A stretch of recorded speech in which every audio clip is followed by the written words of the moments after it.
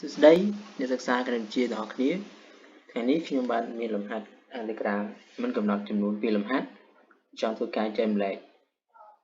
លំហាត់អន្តរកម្មគឺយើងពីច្រើនក៏មានឃើញនៅក្នុងការប្រឡងបាក់ឌុបដែរចេញជារៀងរាល់ឆ្នាំហើយលំហាត់ពីច្រើនក៏មានអន្តរកម្មមិនកំណត់អន្តរកម្មកំណត់ខ្លះដែរបាទអញ្ចឹងអានេះយើងមានអន្តរកម្ម2នេះតែឥឡូវចូលដល់ដំណោះស្រាយតែម្ដងទៅ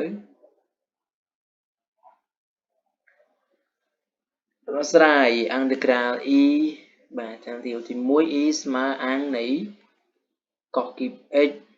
នៅលើ sin គីប x dx បាទអញ្ចឹងបាទយើងបានអី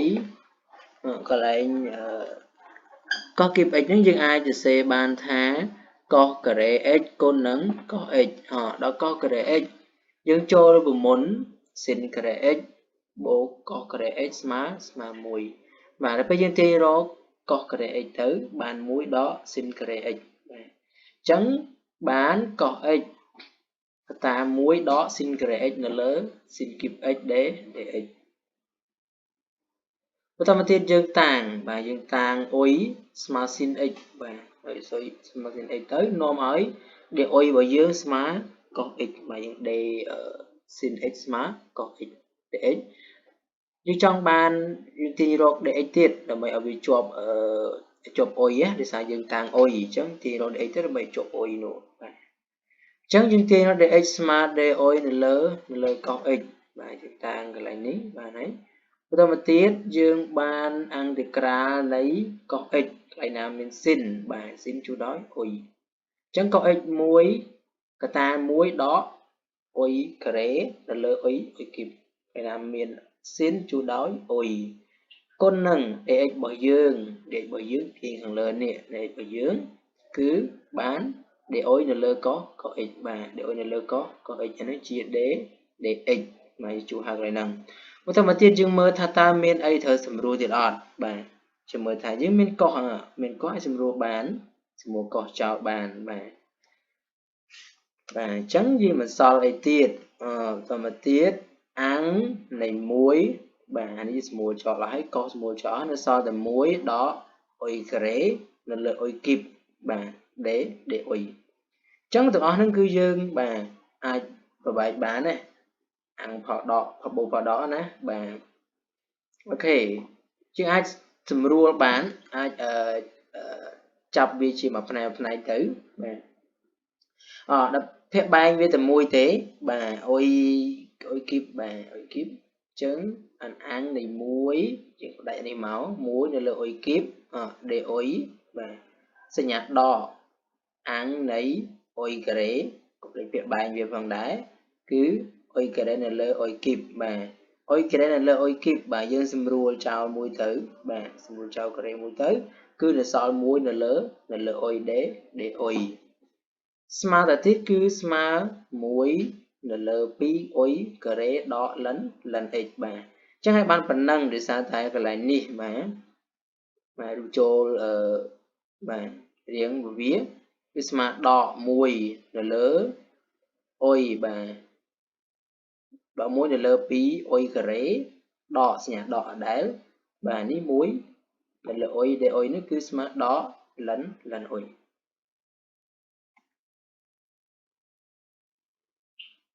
តើមកទៀតយើងបានអីទៀតស្មើ1នៅលើ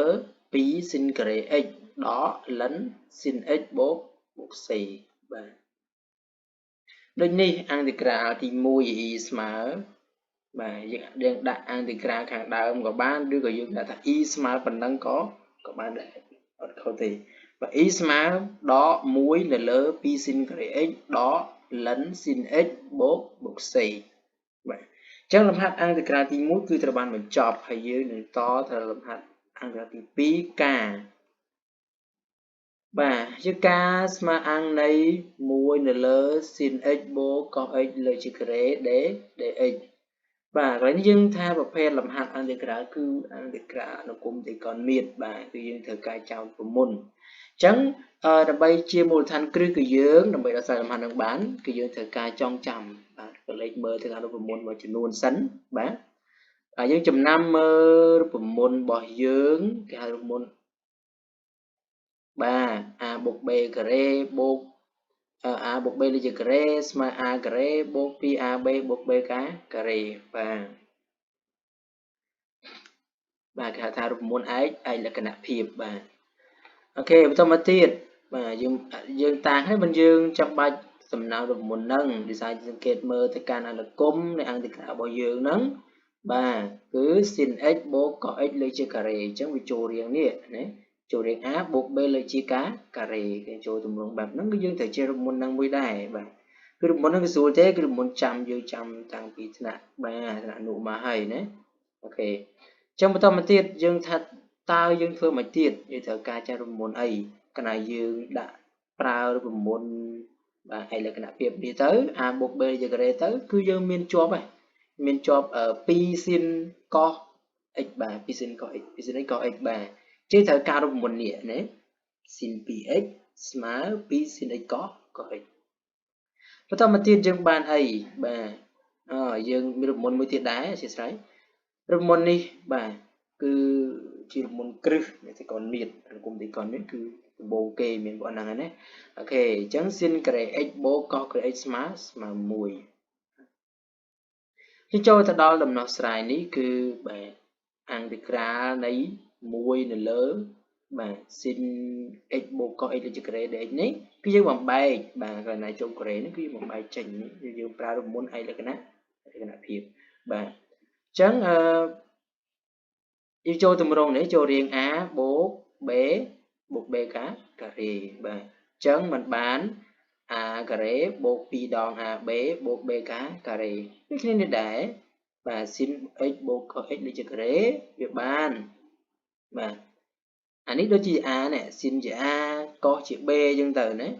ហើយយើងប្រើមុនដូចគ្នាជួសរៀងដូចអញ្ចឹងទៅណាអញ្ចឹងបាន sin ការ៉េ x បូក2ដងបាទ a គឺ sin b គឺ cos បាទ2ដង sin x cos x បូក b គឺ cos x បាទបូក b ការ៉េអញ្ចឹងបាន cos ការ៉េ x នៃ dx បាទ cos ការ៉េ dx បាទសូមយើងបានអង្គតិក្រាលនីមួយនៅលើ1បូក sin 2x dx នេះបានប៉ុណ្ណឹងយើងមើលកន្លែងនេះណាជាមើលកន្លែងនេះsin x sin ការ៉េ x បូក cos ការ៉េ x នេះវាស្មើអីវាស្មើ1អញ្ចឹង1ទាំងអស់នេះបូកចូលគ្នាទៅស្មើ1កន្លែងនេះ1បូក2 sin x cos x 2 sin x cos x នេះគឺជារូបមន្តនេះទៀតគឺរូបមន្ត sin 2x អញ្ចឹងយើងបាន1នៅលើ1បូក sin 2x dx បន្តមកទៀតយើងតាំងអុយស្មើ2x បាទកន្លែងអុយនេះតាំងនៅ 2x វិញអញ្ចឹងនោះមកយើងបាន dy របស់យើងនឹងស្មើ2 dx បាទ dy ណាអូខេអញ្ចឹងមកយើងបាន dx របស់យើងស្មើ dy នៅលើ2យើងចង់បំបត្តិ x នេះនិយាយទៅទាញរក x បូកខ្លួនឯងហ្នឹងដើម្បីយកមកឆ្លុះកន្លែងហ្នឹងណាអូខេដើម្បីជាប់អុយដោយសារយើងតាំងកណ្ដា x យើងតាំងជាប់ dy ហើយអញ្ចឹងបើយើងអត់ទិដ្ឋផលយើងអត់ទាញរក x ទេ dx ទេវាអត់មានជាប់ទេអុយទេណាអញ្ចឹងយើងអាចតាំងបានទេអូខេទៀតតទៅយើងស្មើ1នៅលើ2បាទអាំងនេះ1នៅលើ1បូក sin អុយ d អុយកន្លែងនេះយើងសង្កេតមើលយើងតាំងតេស្មើតង់អុយលើ2នោះមកយើងបាន dt ស្មើ1លើ2តា1បូក t ការ៉េ d អុយនេះទាញរក d អុយមក d អុយស្មើ2នៅលើ1បូក t ការ៉េ dt បាទស្មើអីទៀតបាទនេះ1លើ2បាទគុណនឹង2អានេះ2នេះកន្លែងនេះគឺបោះមកមុខមកមេគុណនេះបាទ1លើ2អាចសម្រួលចោលបានណាកន្លែងនេះអាំងនៃ1នៅលើ1បូក sin អុយស្មើនេះណាអូខេដូចយើងតាំងខាងលើនេះបាទបូក 2t នៅលើ1បូក t ការ៉េ d អុយរបស់យើងគឺស្មើអី2នៅលើ1បូក t ការ៉េអូខេ dt បាទអញ្ចឹង2យើងបោះមកនេះមុខហើយនេះណា2នេះគឺបោះមកមុខនេះហើយអូខេអញ្ចឹងសល់តែ dt នៅលើ1បូក t ការ៉េអូខេបន្តទៀតមកយើងបានបាទយើងអានេះជាតម្រូវភាគបែងនេះ1បូក t ការ៉េគុណនឹង1នេះយើងស៊ីសងទៅបាន1បូក t ការ៉េបូក 2t វាស្មើអីវាស្មើ a បូក b លើជាការ៉េវាចូលរៀងដូចខាងលើមិញរៀងមុនរបស់យើង chứយើងបានតេបូក1លើកជាការ៉េពីស្មូលចោលអស់បាទចិត្តដេតេ1បូកតេការ៉េនេះបាត់តាណាកាលណាយើងតម្រូវភាគបែងនៅភាគបែងដើម្បីចែកភាគគេយកភាគទី1គុណចម្រាស់នឹងភាគទី2បាទកាលណាយើងគុណចម្រាស់ទៅភាគបែងរបស់កន្សោមនេះណាគឺវានៅខាងលើបាទវានៅខាងលើទៅអញ្ចឹងវាអាចស្រួល1បូកតេការ៉េស្រួល1បូកតេការ៉េបានណាអញ្ចឹងនៅសល់តែ1នៅលើតេបូក1លើកជាការ៉េដេតេ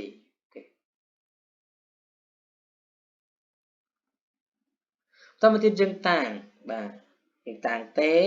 បូក1ស្មើ s ណាអាកសោម្ដុំនេះយើងតាំងដោយ s ណាអញ្ចឹងនាំមកយើងបាន dt ស្មើ ds ស្មើអង្គតក្រានី1នៅលើ s ការ៉េ ds បាទដោយសារតែ1បូកតេលើជាការ៉េណាអញ្ចឹងណាមាន1បូកតេវាតាំងដោយ s អញ្ចឹង s លើជាការ៉េ dt គឺស្មើ ds អូខេស្មើបាទអន្តក្រាលនៃ1នៅលើ s ការ៉េ ds ស្មើដក1នៅលើ s អូខេបន្តមកទៀតយើងស្មើ1បាទ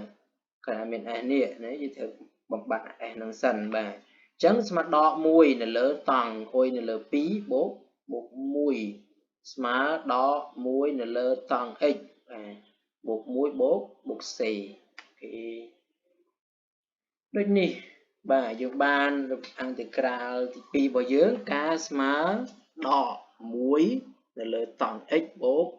1ទាំងអស់ហ្នឹងបូក c វាសេចំនួនថេណាបាទអូខេអន្តក្រាលពីលំហាត់នេះត្រូវបានបញ្ចប់អរគុណជួយចុច like subscribe ដើម្បីទទួលបានវីដេអូថ្មីៗជាច្រើនទៀតអរគុណ